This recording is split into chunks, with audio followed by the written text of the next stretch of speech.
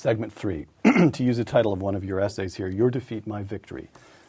The father of us all, quote, preoccupied with the daily news from Baghdad, this is during the war in Iraq, we seem to think that our generation was unique in experiencing the heartbreak of an error-plagued war. Tell me what you mean by that. You've touched on it, but... Yes, think of all the things, for everything that we said that went wrong in Iraq, too few troops, insufficient body armor, Humvees not properly armored, miscalculation of sectarian violence, etc. I could give you a parallel from Korea. I mean, who ever let Douglas MacArthur be ensconced in Tokyo as he crossed the 38th parallel after that brilliant victory at Incheon, and the peninsula widened in Korea, the weather got worse, the numbers per square mile lessened of American troops, and suddenly 400,000 Chinese came across the border. Well, what was the failure?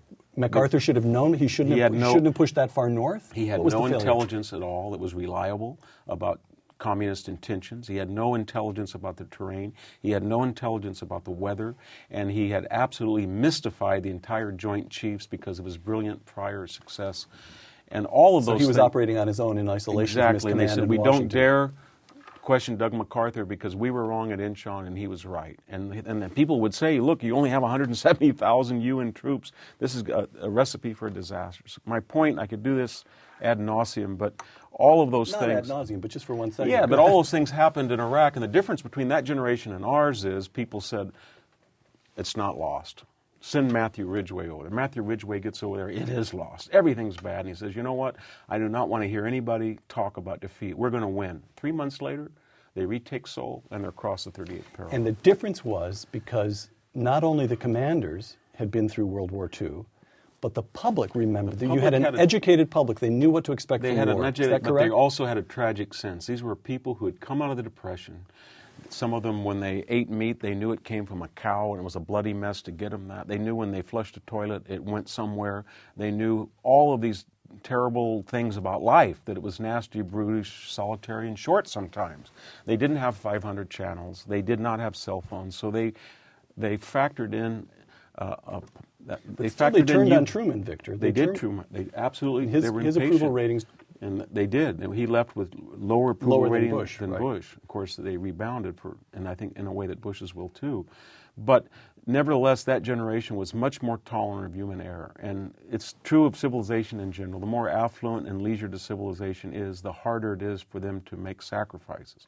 Sometimes that can be good because they have a tolerance, they have greater intolerance for military stupidity. But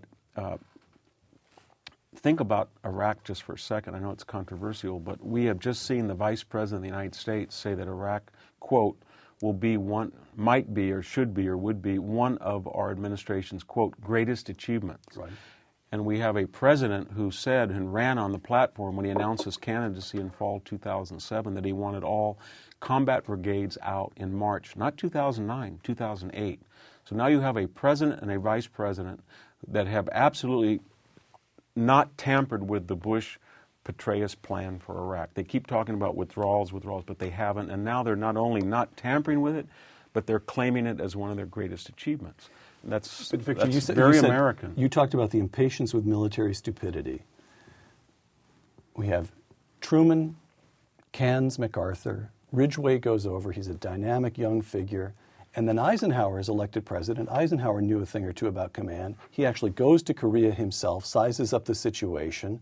In other words, you get the feeling that the commanders-in-chief are right on top of the commanders in the field. Mm-hmm. And I can see from your eyes, you know where this is going. So the question here is, after those 3 weeks, the lightning strike into Baghdad and the toppling of Saddam Hussein's regime, things go sideways in Iraq for not months, but years. And don't you have to admit that George W. Bush just doesn't push the commanders in the field hard enough and fast enough? It's what was it, after 3.5 years that he gets to Petraeus and the surge. Yes. Lincoln is going through commander. I mean, I'm trying to use military history against you, Victor, here. Lincoln goes through commander after commander after commander. 11. And Bush defers to the commanders in the field. He does. But remember that 2003, he's dealing with people who did the impossible. Everybody was Wesley Clark suggested 5,000 people might be lost taking Baghdad. Right. We had 50, 60,000 lost, we were told. So this thing happens, and what happens? The architect of this brilliant 3-week victory, Tommy Franks, looks around and says, hey, by summer there's an insurgency. He quits. That would be like Patton quitting when he got to the Rhine River. And so then Why did he do that? I think he saw that this 3-week brilliant victory was starting to develop into a messy occupation, and he wanted to Shouldn't the commander-in-chief or the secretary of defense have called him in and said, absolutely. no, you're going nowhere. No, you're right there for another year. He should have done one of two things. He should have said, General Franks, you were the architect of this victory. You're still a young man. We have to ensure this victory. And if you don't want to do it, we're going to fire you before you retire. He should have done that. And that would have sent a message that this is not just shoot them up, go in, and go on to the next country, but you have to stay there. And a lot of people died because we were not ready for that occupation, politically, militarily. And there were a lot of other mistakes. I mean, but to the earlier point, you're defending. All right, so Franks, the treatment of Franks, letting Franks slip out so easily was a mistake. Yeah. But then the period of Casey and Abizaid in command in Iraq, and Bush lets them, and the whole thing seems to slip sideways. Yes. Is that an error, or was there no one to whom to turn yet? Bush, when he looked at the anti-war opposition was basically, we have no business in the Middle East. It's a foreign, strange place. You're in there for oil. We don't want to be an ugly American, etc. And so Bush was operating on, how do I satisfy that opposition? And that fed into the Casey-Abizaid narrative of what? A lighter imprint, just go in there and get out and withdraw. And that he thought that he might pacify opposition by saying, okay, we're going to have a light imprint. But the problem, what he didn't understand is that most people, before they have any ideology, they have one directive. They want to win. You get the most left-wing person, and he will identify with a military victory.